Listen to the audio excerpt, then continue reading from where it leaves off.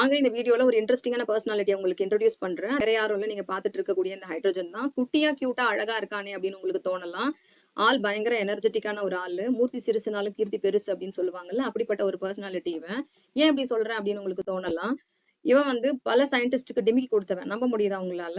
நெறைய பேர் இவன் இங்க இருக்கான் அப்படின்னு சொல்லி கண்டுபிடிக்க முயற்சி பண்ணும்பொழுது அவங்ககிட்ட இருந்து தான் இவன் எஸ்கேப் ஆயிட்டான்.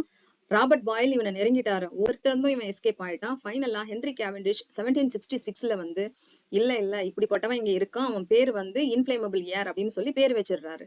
பத்திக்கிற காத்தா, இது என்னடா நல்லாவே இல்லையே, பாக்குறதுக்கு இவனை ஒரு பயங்கரமா காட்டுமே அப்படின்னு சொல்லிட்டு லவாய்ஷியர் என்ன பண்றாரு அப்படின்னா, நான் வைக்கிறேன் பாரு நல்ல பேர் அப்படின்னு சொல்லிட்டு ஹைட்ரஜன் ஒரு பேரை வச்சுட்டாரு. ஏன் ஹைட்ரஜன் அப்படின்னு சொல்லுங்க அப்படின்னு கேட்கும்போது, ஹைட்ரானா வாட்டர், ஜென்னனா ஜெனரேட்டர், தண்ணிய உற்பத்தி பண்றவன், சொல்லி பாருங்க எப்படி ஒரு சாந்த ஸ்வரூபமா இருக்கு அப்படின்னு சொல்லி சொல்றாரு. ஓ, இந்த பேரே அற்புதமா இருக்கு, இனிமே இவனுக்கு இந்த பேரையே வச்சிடலாம் அப்படின்னு சொல்லி சொல்லிட்டாங்க. அன்னையில இருந்து இவன் நம்ம மத்தியில ஹைட்ரஜனா தான் சுத்தி வந்துட்டு இருக்கான்.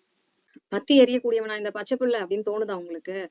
ராக்கெட்டையும் ஸ்பேஸுக்கு நெட்டி தள்ளி விட்டுருவாங்க. எரிஞ்சதுக்கு பின்னாடி சாந்த சொரூபியான வாட்டரா வேற மாறிடுறானா, அதனால இவனுக்கு வந்து கிளீன் ஃபியூயல்னு பேர் வேற. பூமியில இவன் தனியாலாம் இருக்க மாட்டான். ஆக்சிஜனை சேர்த்து பிடிச்சிட்டு தான் இருப்பான் எப்பவுமே. வாட்டரா தான் இவன் வந்து எக்ஸிஸ்ட் ஆவான்.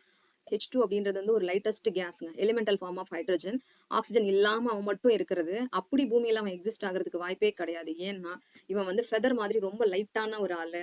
பறந்து போயிருவான். புவியீர்ப்பு விசையினால, கிராவிடேஷனல் ஃபோர்ஸ்னால இவனை புடிச்செல்லாம் வைக்கவே முடியாது. கேஸ்ன்னு சொல்றீங்க, அப்ப இவனை வந்து சென்ஸ் பண்ணலாமா அப்படின்னு சொல்லி உங்களுக்கு ஒரு கேள்வி வரும். இவனுக்கு கலரும் கிடையாது, ஸ்மெல்லும் கிடையாது. இவன் தான் வந்து பெர்சன்டேஜ் அபண்டன்ஸ் பை வெயிட்ல வந்து ஃபர்ஸ்ட்னு உங்களுக்கு தோணலாம். இல்லைங்க, ஆள் ரொம்ப வந்து அண்டர் வெயிட். அதனால 10வது இடத்துக்கு போயிட்டான். பூமியில தான் நம்ம ஆள் 10வது இடம். பிரபஞ்சத்துல நம்மால் தான் டாப் மோஸ்ட் அபண்டன்ட் எலிமெண்ட். இவரு எங்கதான் இருக்கிறாரு அப்படின்னு பாத்தீங்கன்னா, ஸ்டார்ஸ்லயும் சன்லயும் இருக்கிறாரு. அதுலயும் சன்ல இவனுங்க ஒருத்தனோட ஒருத்தன் போட்டுக்கிற சண்டை தான் நியூக்ளியர் ஃபியூஷன் ரியாக்ஷன் அப்படின்னு சொல்லுவோம். அதுல இருந்து வரக்கூடிய எனர்ஜி தான் சோலார் எனர்ஜி. நம்ம எல்லாம் இன்னைக்கு செழிப்பா நல்லபடியா இருக்கும் அப்படின்னா அதுக்கு அவனுங்க அங்க போட்டுக்கிற சண்டை தாங்க காரணம். இவனுக்கு டியூவல் பர்சனாலிட்டி. சில சமயம் அல்கலி மெட்டல்ஸோட ஒத்து போவான், ஹாலஜனோட ஒத்து போவான். என்னடா ஒருத்தவன் மூணா தெரியறான் அப்படின்னு தோணுதுதானே உங்களுக்கு? 3 பேருமே ஹைட்ரஜன் தான். ஐசோடோப் அப்படின்னு சொல்லி சொல்லுவோம். இதுல முதல்ல நின்னுட்டு இருக்கான் இல்லையா வெயிட்லெஸ்ஸா, அவன் பேரு புரோட்டியம். அதை விட கொஞ்சம் பூஸ்னாப்ல இருக்கிறான் இல்லையா நடுவுல, அவன் பேரு டியூட்டீரியம் இல்ல ஹெவி ஹைட்ரஜன் அப்படின்னு சொல்லுவோம். இருக்கிறதுலே கொஞ்சம் பல்கி பாயா நின்னுட்டு இருக்கான் பாருங்க, அவன் பேரு ட்ரைட்டியம். இதுல புரோட்டியமுக்கு ஒரே ஒரு புரோட்டான் தாங்க, நியூட்ரானே கிடையாது. டியூட்டீரியம் பாத்தீங்க அப்படின்னா ஒரு புரோட்டான் ஒரு நியூட்ரானோட இருக்கிறான். ட்ரைட்டியம் தான் ஒரு புரோட்டான் 2 நியூட்ரானோட இருக்கிறான். அவனால அதை ஹேண்டில் பண்ண முடியல. ரேடியோ ஆக்டிவ் டிகேனால தன்னையே அழிச்சுக்கிட்டவன் அவன் தாங்க. இப்படிப்பட்ட இவனுக்கு தனக்குன்னு ஒரு தனியான இடம் கிடையாதுங்க. பீரியாடிக் டேபிள்ல இவன் எந்த இடத்துல இருக்கிறதுன்னு தெரியல.